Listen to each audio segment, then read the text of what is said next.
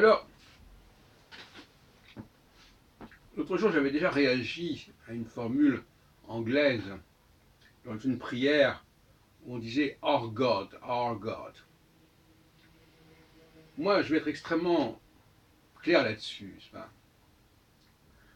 Tout ce monde qui s'appelle monothéiste, mais c'est une façon de parler. Le monothéisme, c'est une façon de se référer à la Bible, en fait.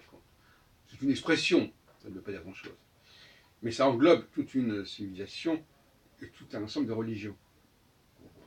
Les seuls qui ont le droit de dire notre Dieu dans le domaine monothéiste. Je ne parle pas des Chinois, des taoïstes, des bouddhistes, des hindouistes, etc. Ce n'est pas la question.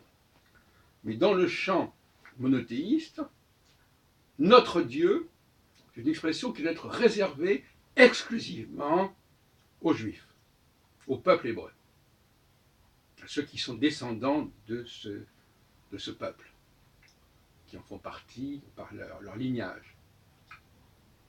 C'est la formule du schéma Israël, Eloheinu, Eloheinu, notre Dieu. C'est notre Dieu, et ce n'est pas le Dieu des autres. Les autres, ils peuvent appeler notre Dieu, ils peuvent l'appeler Dieu. Ou le Dieu d'Israël, si on veut. Mais disons qu'une formule, disons, un peu neutre, c'est Dieu. Mon Dieu, c'est déjà un problème. L'utilisation du possessif n'est pas du tout évidente. Le possessif, c'est une forme d'appropriation, souvent très discutable. Donc, les Juifs peuvent invoquer le fameux Dieu de la Bible, en quelque sorte, donc le Dieu des chrétiens, le Dieu des musulmans. Et quand je dis le Dieu des musulmans, c'est une façon un peu exagérée de le dire, parce que le Dieu des musulmans, ça veut dire le Dieu qui appartient aux musulmans. Or non, ce n'est pas le Dieu des musulmans. C'est là encore une fois, on est piégé par le langage. Les musulmans ne peuvent pas dire notre Dieu, donc on ne peut pas dire le Dieu des musulmans. On peut dire le Dieu entre guillemets des musulmans, ou le Dieu reconnu par les musulmans, ou le Dieu invoqué par les musulmans, mais pas le Dieu des musulmans, pas plus que le Dieu des chrétiens. Donc oui, il faut faire attention de ne pas se laisser piéger par le langage. Les religions monothéistes non juives sont des religions qui reconnaissent l'importance du peuple hébreu, c'est ça qui ça devrait être, et qui ont un contact avec le Dieu d'Israël par le biais des Hébreux. Mais en ce sens-là, les Hébreux sont des prêtres.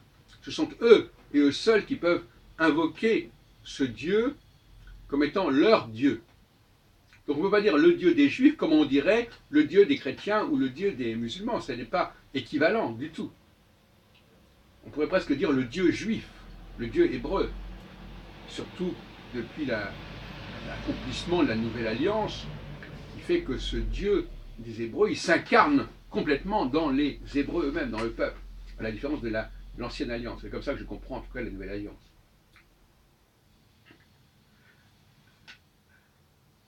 Donc là, il faut quand même maîtriser le langage et tout ce qui concerne la possession. Mon cheval, le cheval de ce monsieur. Est-ce que c'est vraiment son cheval? Bon. Et le Dieu des musulmans. Est-ce que Allah est le Dieu des musulmans? Alors évidemment, on peut toujours dire, ils n'adorent pas le même Dieu. Alors là, d'accord. Si ils n'adorent pas le même Dieu, le problème se pose autrement. À ce moment-là, ils n'ont pas à se référer à la Bible. Il faut savoir. Ou bien on se réfère, on se met dans le ligné de l'Ancien Testament, ou bien on se met en dehors de cet Ancien Testament. Sans parler du Nouveau Testament. Donc il faudrait savoir ce qu'on veut. Il n'est pas interdit que d'autres peuples que le peuple hébreu aient leur Dieu.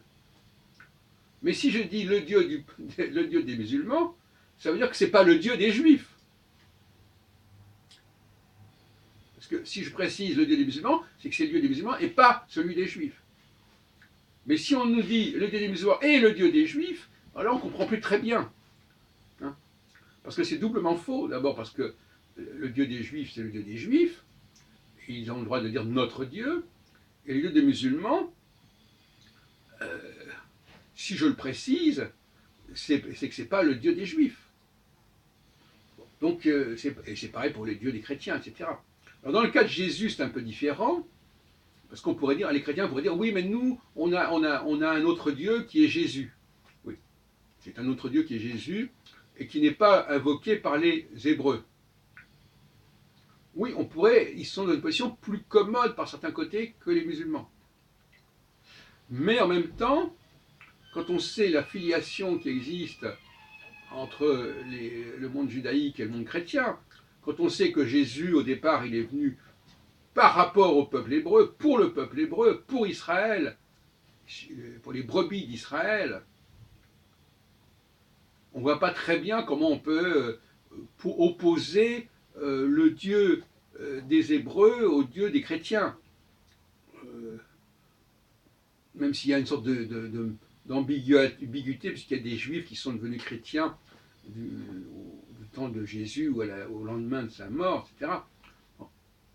Mais globalement, là aussi, c'est très ambigu. Donc, dans le dialogue judéo-chrétien et dans le dialogue interreligieux, en France, où il y a 4 grandes religions, le protestantisme, le catholicisme, le judaïsme et l'islam, ben, il faudrait clarifier cette question de la terminologie. Ça me paraît fondamental. Et c'est un fait que Vatican II a corrigé certaines choses, certains excès, notamment sur la perfidie des Juifs. Enfin, je ne sais pas si ça s'est passé à ce moment-là. En tout cas, on dit que c'est comme ça. On dira que c'est comme ça. Mais il n'a pas clarifié la grammaire. Je veux presque parler de la grammaire théologique. Là, c'est à faire, justement.